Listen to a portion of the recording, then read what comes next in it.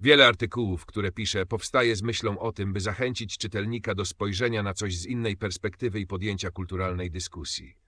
Tak, jasne. Kogo ja próbuję oszukać? To przecież media społecznościowe. Opinia to nic innego jak przekonanie jednej osoby oparte na jej doświadczeniach i obserwacjach konkretnej sytuacji czy tematu.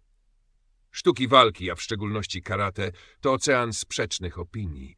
Każdy ma swoją wersję tego, czym ono naprawdę jest. Czy powinniśmy więc oddzielać od siebie różne formy karate, może nawet je przemianować? Na przykład karate sportowe, te dla dzieci, karate praktyczne, karate 3K. I teraz pytanie, do której szufladki pasuje twoje karate?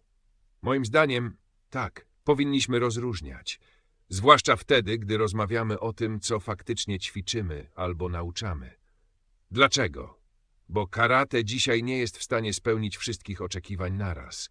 I bardzo często dyskusje kończą się nieporozumieniami, bo to, co działa dla jednego, kompletnie nie działa dla drugiego. Dla jasności, moje zajęcia i moje teksty skupiają się na karate pragmatycznym. Wierzę, że trzeba umieszczać trening w konkretnym kontekście. Adept musi wiedzieć, czym się różni karate sportowe od karate dla dzieci, sparring dojo od realnej walki, karate pragmatyczne od całej reszty odmian.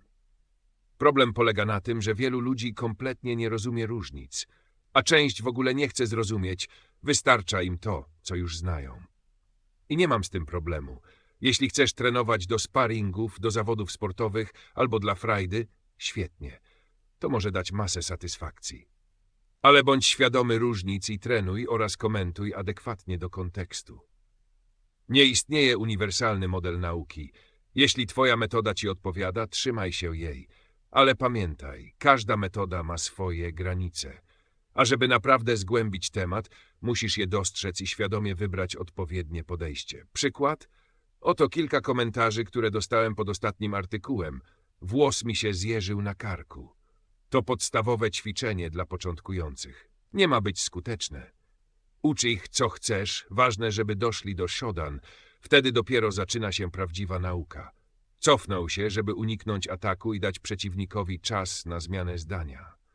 A co jeśli ktoś zaatakuje cię mieczem? Wtedy cofanie się 5 razy działa. To tylko ćwiczenie na mięśnie nóg i równowagę. Rozumiem, każdy ma prawo uczyć po swojemu, ale na litość boską muszą istnieć jakieś standardy. Na pierwszy rzut oka ruchy w karate mogą wyglądać podobnie, ale to kontekst i cel decydują, z jakim karate masz do czynienia.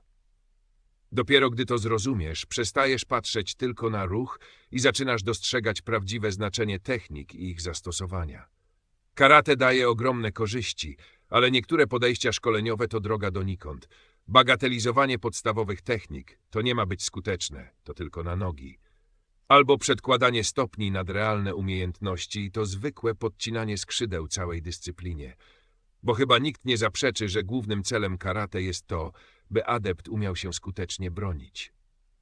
Jest oczywiste, że ścieżka do mistrzostwa jest tak różnorodna jak sami praktycy. Ale w tym gąszczu metod i podejść jedno pytanie wciąż powraca. Co tak naprawdę stanowi istotę karate i czy w ogóle cię to obchodzi? A jakie jest twoje zdanie? Do której szufladki pasuje twoje karate? Sportowe, praktyczne, a może jeszcze inne? Napisz w komentarzu, chętnie podyskutuję. Jeśli materiał ci się spodobał, zajrzyj też do innych filmów na kanale. Znajdziesz tam jeszcze więcej tematów o karate i sztukach walki. Nie zapomnij zostawić łapki, zasubskrybować i dzięki temu być na bieżąco z nowymi materiałami. Dziękuję, że jesteś. To naprawdę motywuje, żeby tworzyć dalej.